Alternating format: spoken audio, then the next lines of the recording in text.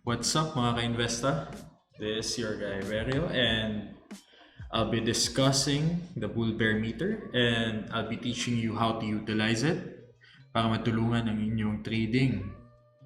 So ito yung mga di-discuss natin. Yung first is yung intro, yung basic parts ng bull and bear and the purpose of it. Now, yung susunod na i-discuss natin is yung order book based support and resistances. So, based lang dito sa bull and bear, makikita na natin yung support and resistance na completely based dito sa market depth. So, ayun. Next is how to optimize our entries and exits using the bull and bear meter. So, ayun.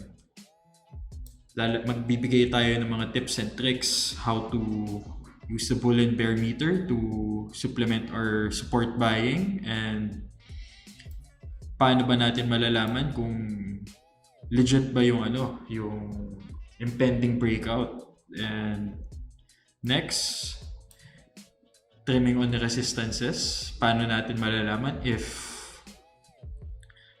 mag-resist na ba itong resistance na to? Maybe pag palapit na siya sa structure resistances or mga dynamic resistances. And finally, spotting weak supports. So, ayun, let's start. Okay, erase muna natin to. So, basics muna. Parts of the bull and bear. Ito yung toggle mo if gusto mo top 10 bid and ask or top 5 or yung buong market depth. So dito mo siya pwedeng i-toggle dito. Ayan, top 5, top 10 and yung all bid and ask. So ayun. Ito naman yung buying VWAP and yung selling VWAP. So VWAP, yun yung volume weighted average price. So di bale, itong VWAP na to ay based sa volume and yung price. So malakas tong tong VWAP na to kasi based siya sa volume. So ito naman next, itong buying volume and yung selling volume. Di bale, summation lang siya nito. Pinag-add mo lang yung lahat ng shares dito. Ayan. And so on. Dito din. Ito naman yung selling VWAP. Ay, selling volume. So, next is itong bull percentage and yung bear percentage. Di bale, ratio lang siya ng total. Tong bull percentage ay ratio lang ng total bid volume divided by the total bid and ask volume. So pinag-add lang to. Di bale, i-divide mo lang tong dalawang to. Yan. So ayun, ito naman yung bear percentage. Di bale, makikita mo kung gaano kakapal yung volume ng mga bidders and yung mga sellers. So, ayun. Moving forward, yung tips and tricks natin how to spot support and resistances based sa order book. So, dito lang tayo focus, no? Ayan. Yung buying VWAP and yung selling VWAP. So, tignan natin dito if totoo ba and sinusupplement niya ba talaga yung technique, yung price action, kung may support ba dyan or resistance. So tignan natin dito sa SSI. So dito kay SSI, tignan natin yung yung support and resistance na based sa bull bear meter. So kay SSI, pinapakita niya na ang buying volume weighted average price natin is around 3.58. So the bulls are supporting the 358 area or the price point 358. So, ayun, they are willing to buy at 358. So, malapit na siya sa resistance, no? Ito yung yung high. And then, on the selling naman, the selling VWAP is around 367. 367. So, dito. Mag-resist yung price based sa selling volume. So, ayun, no? Malapit na. Malapit na dito sa high ng candle na to. So, pwede din naman natin i-base sa top 5 bid and ask. Ayan. So, 365. So, if price breaks the 365 and the bulls are taking charge na itulak yung presyo. Ayun, so makikita mo mag-react yan dito sa bull percentage na mababawasan yung ating bear selling volume. So ayun, no? Yun yung support and resistance kay SSI. So try natin maghanap dito sa iba, and sige, tignan natin dito kay VUL. Kay VUL, so kung titignan natin big picture, ito yung niya, no? Multi-month high, and binrake na yung multi-month high, or the 52-week high actually. Ay, hindi pa 52-week high. This is the 52-week high. Yan. The 5-month high, yan, binasag niya na. And as per our bull bear meter, pinapakita niya na ang buying VWAP is around 1.49. So the bulls are taking charge na i-defend tong 149 na yan. Pero kung titignan natin dito sa top 10 bid and ask, 146 is the buying VWAP. So ito yung support, ito yung strong support, plus supplemented with the structure resistance dati na turn support. So yun, no? Nagtutulong-tulong lang yung dalawang ito, itong price action and price structure, and yung itong bid and ask. Pinapakita niya kung saan talaga willing bumili ang mga buyers. So yun, tignan natin dito. Yung next na resistance na tatahakin niya is around 155. Ito, 155. So sakto ito. Itong structure, support dati na naging resistance, ayan. So once na mabasag yung 155, ayan, maybe next is 169. So ayun, with the use of the bull bear meter, makikita agad natin yung support and resistance ng isang stock without looking at the price structure or the price action. So let's look at Welcon. Next is Welcon. Currently, the price is at all-time high or 52-week high. Wait, remove lang natin ito. So as said by the bull bear meter, the buying VWAP is around 1724.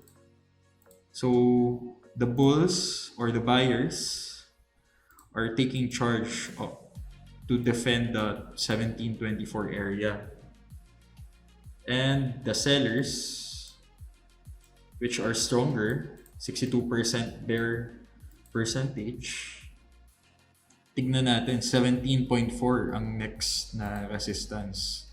So on average, 17.4 ang need basagin ng mga bulls.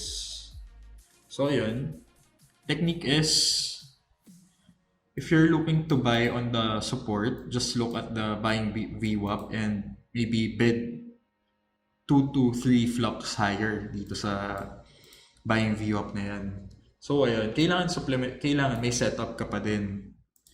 So ito kay Welcon, ayan, 52-week high setup, and kung defensive ka, ayun, pwede kang bumili sa 1724, 1726, ganyan, pwede ka bumili sa mga area na yan.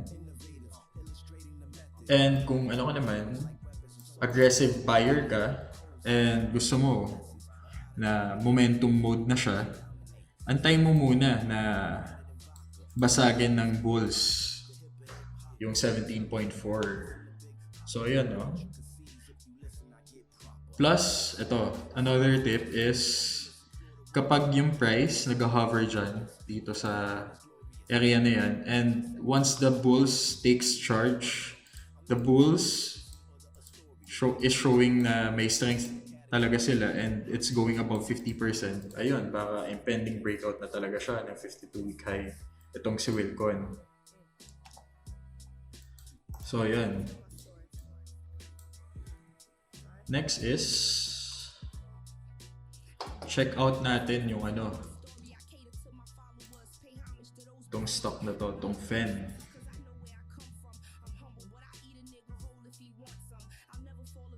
Tanggalin muna natin ito. So si FEN, tignan muna natin yung big picture. So FEN, in the big picture, is currently at its multi-year high. Tinetest niya to, itong 2016 high. So yun, ang lakas. So ang best scenario is mag-consolidate yan sa highs. So paano natin malalaman kung solid yung breakout na yun? Ay, kung magiging valid yung impending breakout. So to, tignan natin to. Yung daily structure niya. So ito, FEN is ranging dito. Is ranging dyan. Tapos may malapit na support, na dynamic support na papalapit. Ito, MA20. MA20 is the green line. So ayun, tignan natin. Top 10 bid and ask. Buying VWAP is 254. So let's check 254. So pwedeng 2 flux lower. So gawin na natin 251. So yun nga yung talagang support, no? 266 yung selling selling VWAP. 266. So ayan. Gawin natin ito yung green. So ayun. So if ang trip mo is buying on support ka, ayun, wait for a dynamic support na magkikiss doon sa price. Tapos kailangan yung buying VWAP nandun din malapit. Plus yung bulls dapat 50% above para maging valid yung mas confluent siya dun sa sa support na yun. So yun, tatlo siya actually. Buying VWAP, showing as support, MA20, dynamic support, and the structure support. Ito, yan, yung swing low na to. So yun. So kung ka naman, ang trip mo is buy on confirmation ka, momentum confirmation, wait for the breach of 266. And then dun ka lang pumasok. Tapos, ang pwede mong i-base na cut loss is around the 254 area or 250. So, invalidation na siya nung support. Kasi pag ito, 254, binasag yan, baka magtuloy-tuloy na pababa. Kasi magkakaroon ng selling pressure. So, ayun. Itong VUL, actually, kwento ko sa inyo yung nangyari kaninang tanghali. So, yung price kay VUL, nandito siya nung bandang 12 PM. Nandiyan siya. Yung mga market recess, nandito siya sa area na yan. Hindi pa niya binibreak tong swing high na yan. Hindi niya pa yan binibreak. So, paano ko nalaman na magbe-breakout nga siya today? Nakita ko na yung bulls above 50%. So, meron talagang buying interest doon sa area na yan. So, since sinusuportahan siya ng mga bulls and there are no aggressive sellers, ayun, nag-breakout siya. So, ngayon, ang diskarte ko ngayon dito, for me, so I'm looking at this swing high. Ayan, structure resistance, turn support. Magiging na siya, magiging demand zone na to, itong area na yan. Ayan, magiging demand zone na yan. So, I'll be looking to buy around 145 to 147 area. So, ayun. Binibase ko siya sa VWAP. And yung price structure. So, hindi lang siya mainly price structure lang. Tinitignan ko din yung order book. So, ayun. Kung dito ako nag-support, dito ako nag-bid, ayan, may makakatulong ako mag-support ng price. So, ayun, defensive buying lang. So, ayun. Next, discuss ko sa inyo yung buying on support. So, maghanap tayo ng stock na nasa support. Ito, Vita. Medyo... Teka, delete pa na natin itong mga drawings na to. Si Vita, nasa structure support ng nasa support siya ng 10-day candles, 10-day range. Plus, nasa MA20 range din siya. So, doesn't mean na below MA20 na siya. GG na siya. So, treat the MA20 as a range. Ayan, imagine nyo parang ganyan. I-treat mo siya as a range. So, currently, parang nasa siya. Nasa dynamic support range siya. Ayan. Plus yung bulls, 80%. So, may talaga, may buying interest dito sa area na to. So, ang mag-invalidate lang dyan, if price goes below 118. 118 is around this area. Ayan. So, all odds na kung 118 binrake. So, kung ito naman, kung titignan mo, kung momentum buying ka naman, ayan, 1.3. Pag binrake yung 1.3, baka mag-search na yung prices dito. So, ayun, na-discuss ko na yung dynamic support buying plus yung VWAP. VWAP and yung bull percentage. So, tignan natin tong web. Yung web, currently, nasa siya? Nasa dynamic support, MA20. And then, nandito sa previous resistance, turn support. So, pinapakita ng bulls na mas malakas siya by 5%. So, pero medyo bearish na ako dito since dahil dito sa mga strong red candles na yan, may talaga, may selling pressure dito. Tsaka umumpog siya dito sa structure resistance. Yan. So, anyway, ayan. Kung trip mo siya bilhin, 339, 340 pesos must hold as per the VWAP, buying VWAP.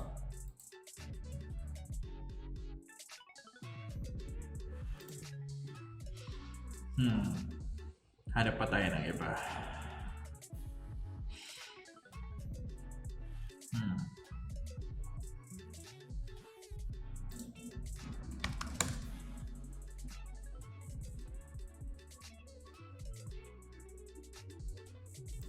Ayun, trimming on resistances naman. Paano natin malalaman kung may potential na mag-resist yung price? na yun. Teka, tanggalin muna natin to. So, Ali is consolidating inside this candle. So, ito yung resistance na, yung next resistance na need niya basagin, which is around 52 pesos. Ayun, tama. Nasa 52 pesos area. So, para malaman mo na mag-resist to, makikita mo dito sa buying, ay sa selling. Sa selling volume. Madaming sellers. So ito, hinaharangan nila yung presyo na yan. So kung ganyan, na malakas above 50% yung bears, I'll be looking forward to trim some positions if I bought here sa area na yan. Ganun lang. So, una is buying on support. Buying on support. On support. Ito lang yung mga parameters, guys. Bulls must be above 50%.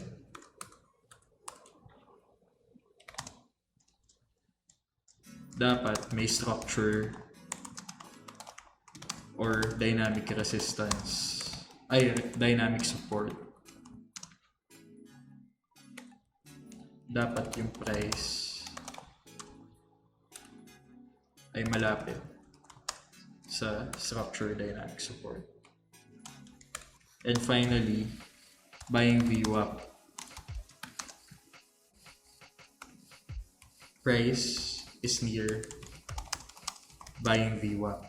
So, yun yung buying on support, no? So, kung imagine niyo, let's say, a stock is going down, is downtrending, and ayan, nagko-consolidate siya. And ayan, currently yung price nasa support. Plus, ang pinapakita niya ay yung bulls is above 50%. Tapos ang objective mo is to buy the support. Ayun, goods yun. Pero if yung bulls below 50%, iwas ka dyan. Mas lalo na pag nagko-consolidate yung ganyan. Pwedeng bumaba yung presyo pababa. Ayan, pwedeng mag-breakdown yan. So, ayun. Kunwari, same structure from a downtrend, nag-sideways, and yung price, tinatry itong resistance na to. Yan, resistance. And nagko-consolidate siya dito sa structure resistance na yan. Plus, yung bull percentage ay above 50%. Bulls is above 50%. Ayun, baka mataas yung probability na i-breach na nga yung resistance na yan. So, yun hindi lang siya buying on support.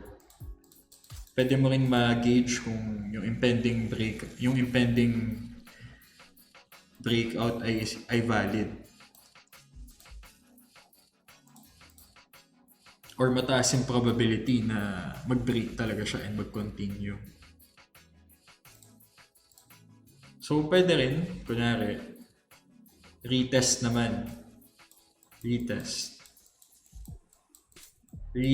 ng Teka nga, tanggalin ko na nga ito.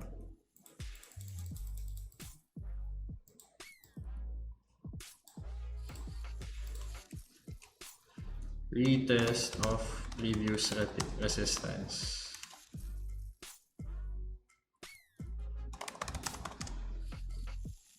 So, let's say, tignan natin. Kunwari, may impulse tayong ganyan and nagkaroon ng parang triangle. Ganyan. So, may triangle ka dyan. So, dito, hindi ka nakabili, sa breakout na yan. Pero, ang ginawa ng presyo is retest siya dito sa resistance na to. Sa dating pattern resistance. So, paano malalaman kung goods bilhin yan? Tignan mo yung yung bull percentage. If above 50% siya, ayun, so may talaga siya. May buying interest, may demand doon sa presyo na yon. And high probability or 50% most of the time, binibreak na yan once na retest tong tong dating resistance. Plus, itong bulls, yung bulls percentage is above 50%. So, ayun, no? So, pwede rin, kunwari, multi-year high. Teka, tanggalin ko lang pa.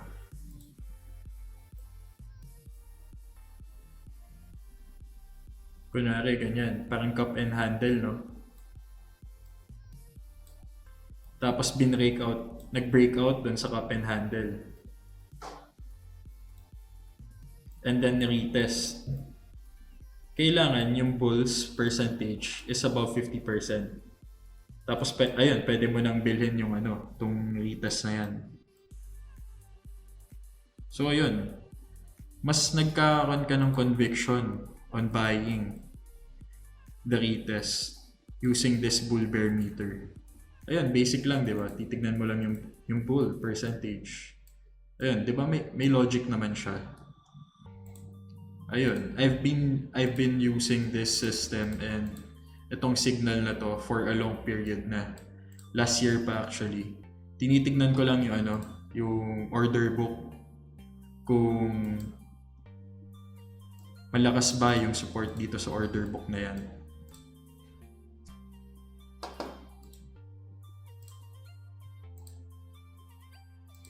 So, ayan. Check out natin kung may stock ba na na malapit sa resistance pero yung bulls is above 50%. So, maghanap tayo. Itong Chelsea, itong C, actually, yesterday, ayan, di ba? Nasa resistance siya. Kung titignan mo yan, andyan yan. Pero yung bulls percentage yan yesterday is above 50%. Ayun, kaya the next day, ayan, binrake niya yung high nitong candle na yan. Setup to boomer setup actually. Search nyo yung book ni Jeff Cooper, Hit and Run Trading. Maganda siya. So, anyway, check pa tayo ng iba.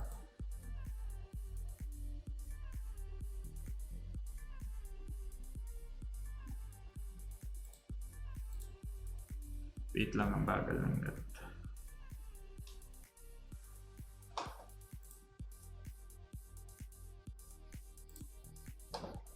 So, yun, while naglo-load yung net, and nag-reconnect, basically, lang, tignan mo lang lagi yan, yung dalawang yan. And ito, yung buying VWAP, and yung selling VWAP. And makakatulong na siya sa, sa entries and exits mo.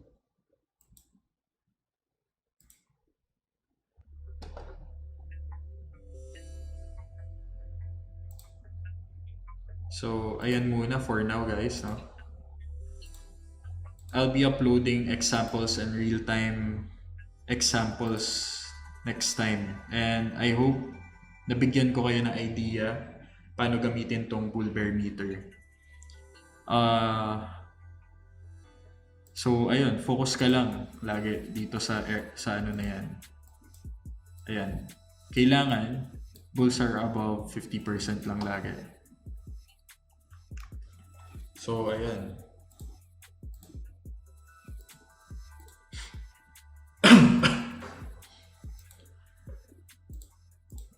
Itong bull bear meter is totally free. Well, hindi siya paid actually. Siya, kung kung titignan mo dito sa Invest sa Prime namin,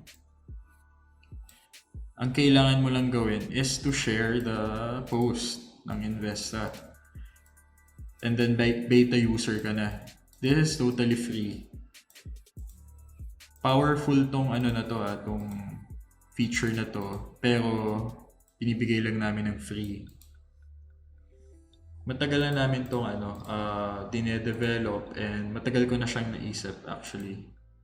Since matagal ko na rin siyang ginagamit.